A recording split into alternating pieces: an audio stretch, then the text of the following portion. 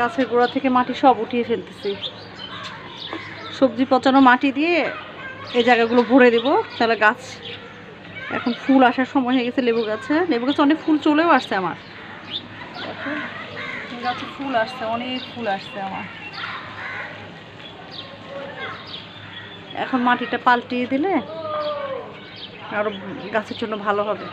আর বারান্দার মধ্যে আমার গাছগুলো,